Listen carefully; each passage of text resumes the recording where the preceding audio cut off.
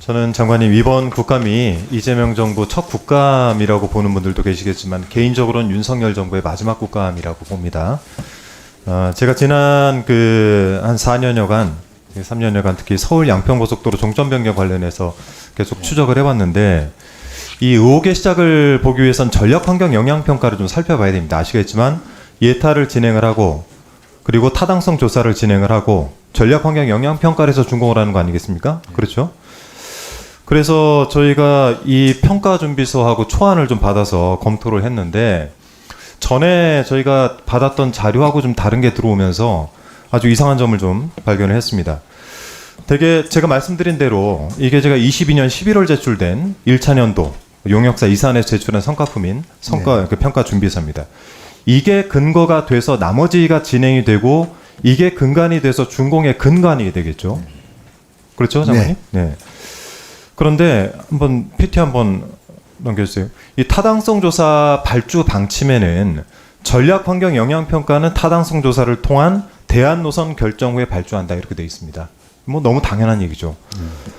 그렇게 해서 이게 주변의 공사나 운영에 이제 환경이 어떻게 영향을 미치느냐를 판단을 하고 노선이 확정되는 겁니다. 그래서 제가 이 22년 11월 제출된 1차 년도 성과품인 이 평가 준비서가 준공의 근간이 된다라고 말씀드리는 겁니다. 23년도 7월에 이 문제가 불거졌던 시점에 언론에서 이 전략환경 영향평가서에서도 종점이 강상면이다 이런 보도가 있어가지고 저도 사실은 이거를 찾다가 굉장히 좀 답답한 상황이었었는데 두 번째 페이지를 한번 넘겨주시겠어요? 최근에 저희가 확보한 이 22년도 11월 첫 번째 이 준비서에는 과업 지시가 어떻게 내려가 있냐면 종점을 양평군 양서면으로 하고 있습니다. 두 번째 페이지 주세요. 그리고 이 보고서에서 넘겨주세요. 이 보고서에서도 계획의 목적 및 계획에 양평군 양서면을 종점으로 한다라고 기재가 되어 있습니다.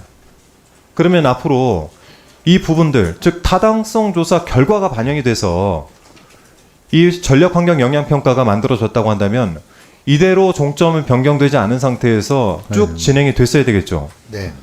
그런데 그렇지가 않습니다. 제가 시간들 한번 말씀드려 볼 테니까 쭉 한번 따라와 보시면 좋을 것 같습니다.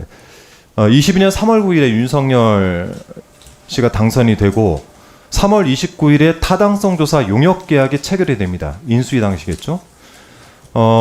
특검에서는 김호 서기관이 강상면 종점을 최선 노선으로 하는 대안으로 가져온 편의를 봐주겠다 이런 그 이야기도 하지 않았습니까?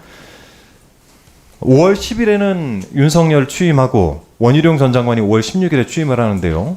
5월 24일에 용역업체가 국토부에 착수 보고를 합니다. 뭐라고 보고를 하냐면 종점 대안은 강상면이다 이렇게 보고를 합니다. 5월 27일에 전략환경 영향평가 용역이 발주가 되는데요. 여긴 대안노선 결정 전이겠죠. 전입니다. 암묵적으로 결정되지 않고서는 전략 영향평가 용역이 발주가 될 수 없죠. 일단 여기서 국토부의 행정 오류가 생긴 겁니다. 이산에서 용역사, 그러니까 전략환경 영향평가 용역사 이산에서 이 준비서를 제출하면서 양서면이라고 했던 건 예타 결과가 같은데 그러니까 22년 12월 28일 이때 이산에서 전략환경 영향평가 준공개 1차를 제출을 해요. 네. 이 자료는 제가 못 받고 있습니다. 이 자료 한번 찾아봐 주시고요. 23년 1월 13일에 환경영향평가 협의회가 구성이 되는데 2월 6일에 이 협의회 위원들에게 평가 준비서 심의 요청이 들어갑니다. 이 자료예요. 이때 종점은 또 바뀝니다. 갑자기 대안 1은 강상면으로 바뀌고 대안 2는 양서면으로 바뀝니다. 제가 이 붙여놓은 거요. 이게 첫 번째 준비서하고 바뀐 부분들만 표시한 겁니다. 싹 통으로 갈아엎었어요. 이걸 누가 이렇게 할 수 있습니까? 이런 경우가 있습니까, 차관님? 문제가 있는 걸로 보입니다. 문제가 있죠. 자료를 이렇게나 바꿔놨습니다. 이게 실무를 했던 게 김호석 의원이겠죠.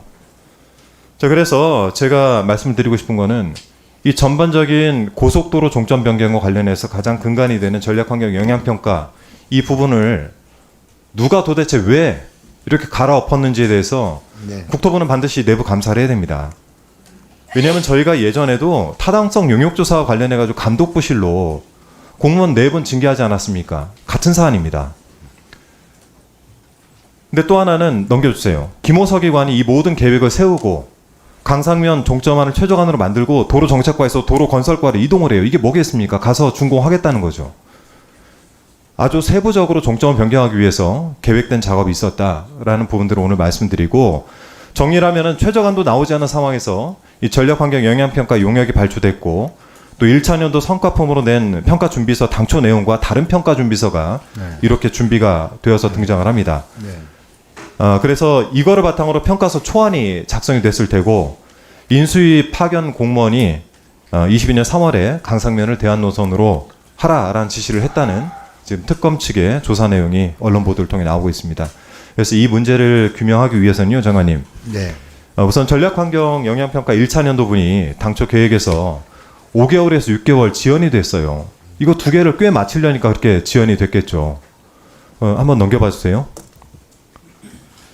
그래서 이 지연된 사유를 반드시 저희한테 보고해 주셔야 됩니다. 두 번째는 평가준비서 내용이 변경된 사유를 내부 감사에서 어떻게 앞으로 하실 건지에 대한 계획을 좀 보고해 주시고요. 아울러서 마지막 자료 요청을 하나 좀 드리겠습니다. 제가 볼 때는 이 평가준비서는 최소 2가지 이상의 버전이 있을 것 같습니다. 이게 갑작스럽게 나온 것과 똑같은 거죠. 바뀐 담당자가 갑작스럽게 있던 것 중에 하나를 보냈을 수도 있지만, 제가 볼 땐 2가지 이상의 버전이 있습니다. 오늘 보신 것처럼 국토부 내에서 조사를 하셔서 이 보유하고 있는 평가 준비서 다 찾아내셔가지고 오늘 끝날 때까지 이 부분들 꼭 좀 다 제출해 주시기 바랍니다. 그래야 이 문제가 해결이 될 수 있습니다. 네. 해 주시겠죠, 장관님? 예, 최대한 지금 찾아보도록 하겠습니다. 네, 이상입니다.